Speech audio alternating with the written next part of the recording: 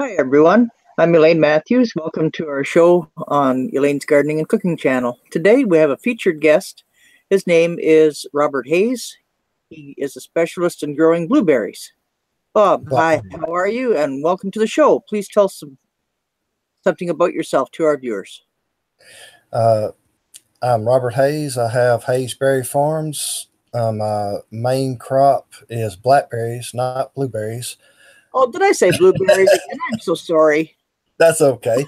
Uh, I got started in 1999 and 2000 with 6 plants, and I'm up to about 10,000 plants producing and about 12,000 in the ground. Wow, that's amazing. You must have a huge piece of property there. Well, only about 65 acres. Oh, is that all? Yeah, well, my back 40 is pretty darn small. Well, my blackberries only take up about 7 acres, so I will be expanding more this spring and summer, and every year I do small expansions on my blackberry plantings. Hmm. Oh, that's wonderful. So, Bob, when did you start gardening, and was berry growing your favorite right from the start? Well, actually, when I was 3 years old, my mom used to carry me to the 1 acre garden that they had every year. I would play around in the dirt while she was doing her gardening and everything. So, kind of grew up in gardening, and I got my first 6 plants from my mother because I love blackberries. She got me 6 plants to have for personal use, and it went from there. Professional grower. Do you teach as well? Pardon? Being a professional grower, do you teach others as well? Yes, I do. I have every year I go to different fruit and vegetable growers conferences and do lectures and seminars. I do consulting for beginning blackberry growers where um, for a fee depends on how much they want to pay on different levels of my service. I'll go to the farm for a day or two, help them lay out the trellises, the directions they need to be, help them decide what varieties of berries they need to grow, depending on what they want their market base to be. I'll install a complete library on the computer dealing with everything from viruses and diseases, insect control from a chemical free to organic to a conventional standpoint. So they have whatever tool they could possibly want or need. So, and then they have access to my ear for the rest of the year at any time. Okay. Well, you mentioned in a message that you grow vertically, increasing your blackberry yield by a huge amount. So, would you mind explaining your method to our viewers, please? Yes. The system I have now is just a very simple fence row system, like a 3 strand barbed wire cattle fence. And instead of having my plants pruned back like most experts, most growers do, I allow my plants to grow as long as they want to grow. I'll start training them when they get about 12 inches tall, going at a 45-degree angle up to my top wire. And then when they get to the top wire, I will start training them back down to the bottom wire at a 45-degree angle. So they're zigzagging back and forth. And even my side laterals, side branches, I don't cut them. I train them the same way. So by the end of the summer, the trellises look like a complete privacy hedge. You can't see through them, just solid wall of berry vines and leaves. Gee, great. Okay, so what kind of fertilizers do you use, Bob, or do you need any for blackberries? Uh, I do not use any. Most growers will use various acidic fertilizers. The only nutrients my plants get are the 5 inches of mulch that I put on the plants every year. As it rots down, that's all they get. Okay. And they grow, obviously, they grow very well for you. Oh yes. Every year I have soil tests done and sent to the county agent extension and everything. And every year they send me back the analysis reports where I need to add 1.5 tons of lime per acre. I need to add a half a ton of phosphorus. I need to add this. I need to add that. And I never do. And my county agent asked me more than once, well, why do I spend the money on the soil test if I'm not going to do what's recommended? I said, well, right now, I already grow about 2 times more berries than anybody else using the same varieties. Why fix something that's not broke? Exactly. I, you know, I get the soil analysis done every year. So if my berries start producing less, I can go back and look and see which nutrient is different than in the previous years, and that'll be the one that I will add. I won't just do a broad spectrum of nutrients as recommended by Mississippi State University and any other lab. That's great. Sounds like you got a very good working system. So I noticed American berry growers that you mentioned the illegality of propagating patented berry vines. Would you mind giving some details on that, please? So you're breaking up on me just a little bit, talking about giving details on the patented varieties. Yes, and the illegality of propagating them. Okay, that be glad to. That's a pet peeve of mine with a lot of growers. If a plant is under a patent, um, it's like copying a book that's got a copyright on it. Um, if you recreate a plant and then try to sell the plant or sell the fruit of the plant, that violates the patent of the plant because the patent holder has not got paid the royalties for the plant that you've created. Um, give you an example of what could happen and has happened in Mississippi, as well as there's a farm over in North Alabama that found out the hard way. They were propagating patented plants and selling the plants under a different name, and it was discovered. And every one of these three farmers lost their land, the house, every penny that they had, and could get in legal fees, and then ended up spending 3 to 5 years in prison for patent infringement. Wow. So it's not something to just toy around with. Sounds like it certainly shouldn't be toyed with.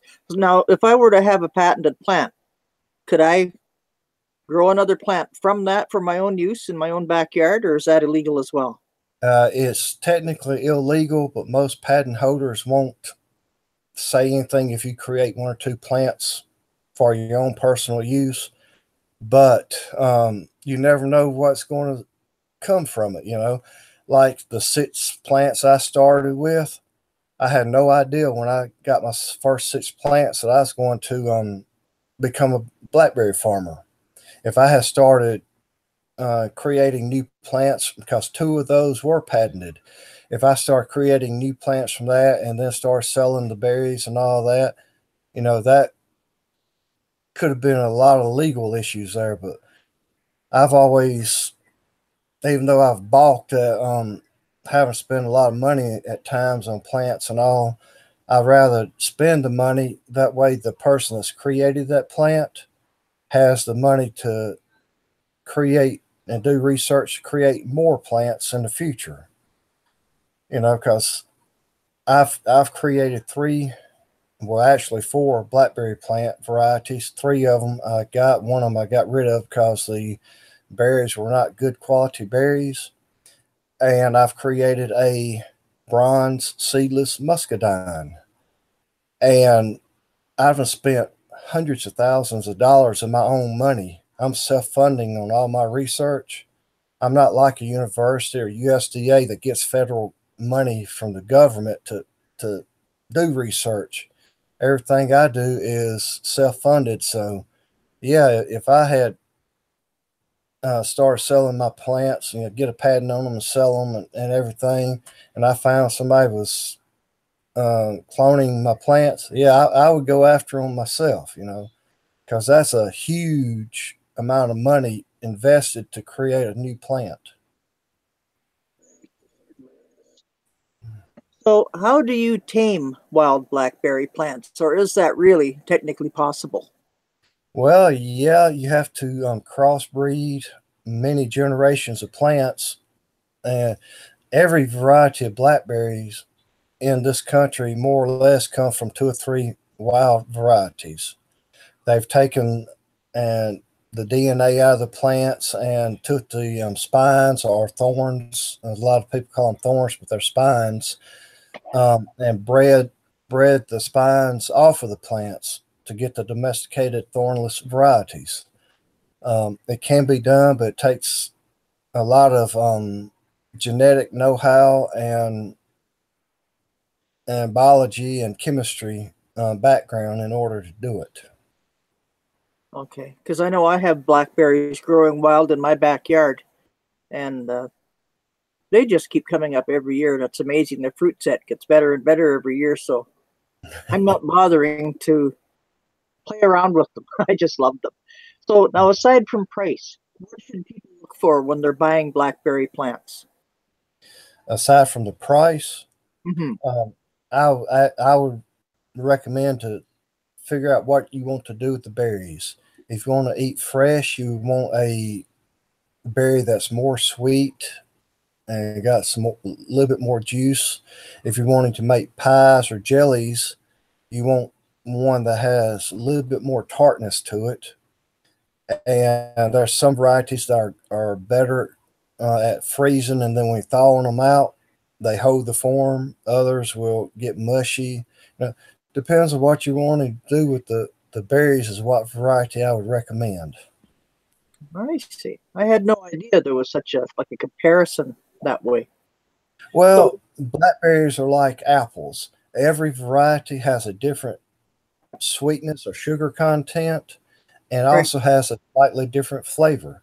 Just like a Gala apple is different than a Granny Smith and a Rome and a delicious apple and a Brayburn. Every one of them, they're apples, but they have a slightly different flavor. The Granny Smith is better for making pies over eating fresh, whereas some of the others are sweeter. They're better for eating fresh. Great.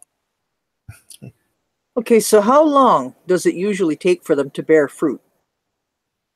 If you plant blackberries one year, they'll grow that summer, and then the next year they'll produce a third to a half of the normal crop.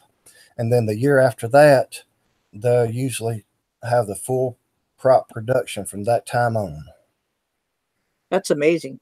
Because I know there are other fruit plants or fruit trees that take so much longer. I had no idea that they were that fast in coming along.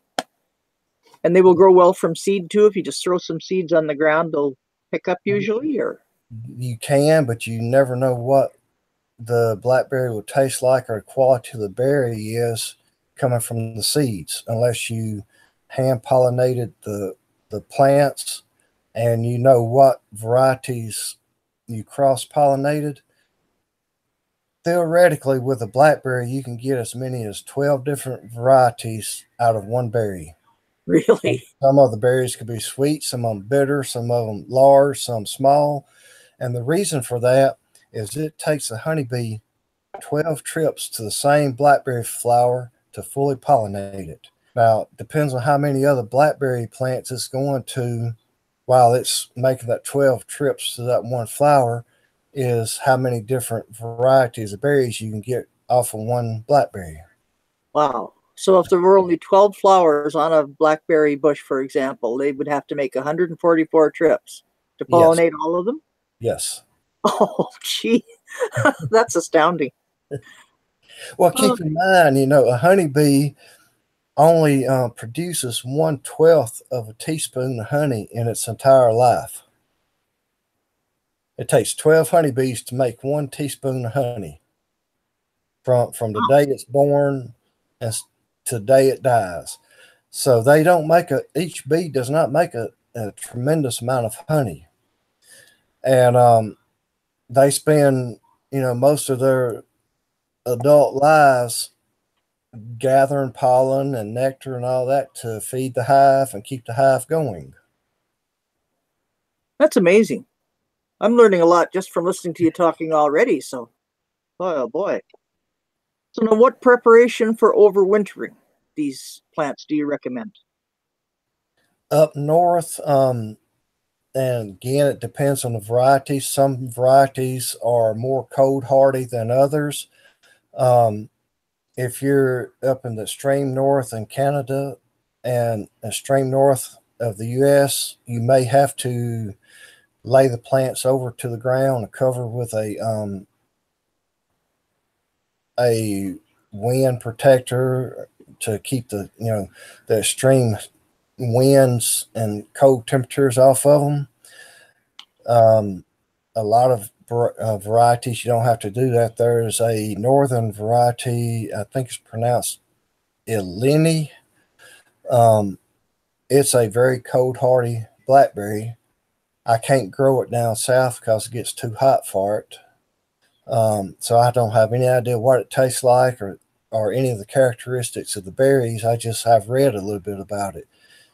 And then, the Oregon varieties of berries that have been created in Oregon, they will not grow down in the south because of the heat and everything. Like raspberries, most raspberries will not grow in the deep south because of the heat and humidity. Right. So, there's in each region of the country, there are berries that are adapted for that region. And unless it gets -0 degrees for 20 days or more, a lot of times it's not going to hurt the plants anyway. Great. So yeah, it's amazing. I'm in Canada, and I'm in Muskoka actually. Muskoka is notorious for rather short growing seasons. And that's Yes. why I'm getting frustrated looking out the door here and seeing snow still on the ground and more still coming at times.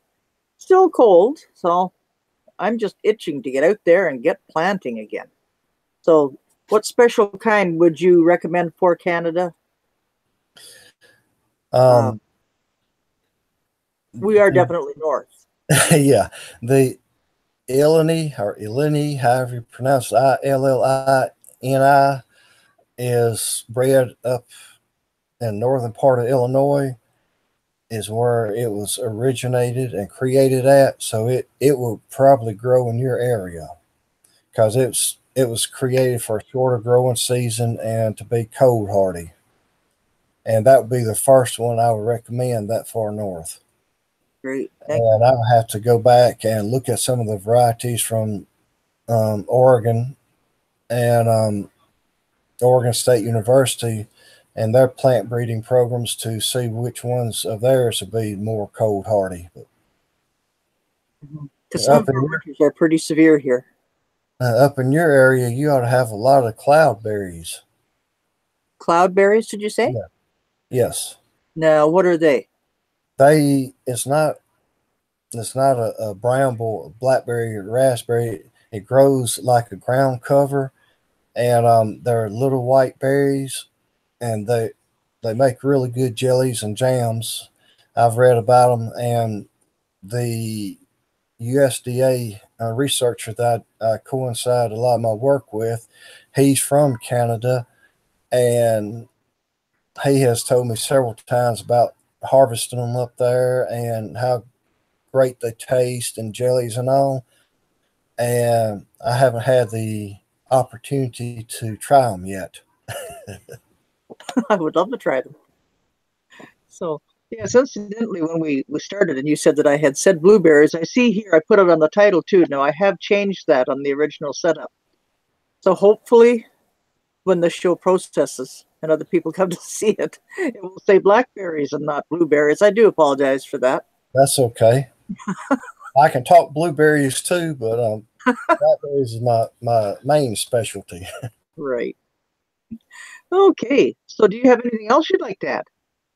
Um, well, other than, you know, if you're going to start growing berries, prepare for it to be a lot more work than you've ever done.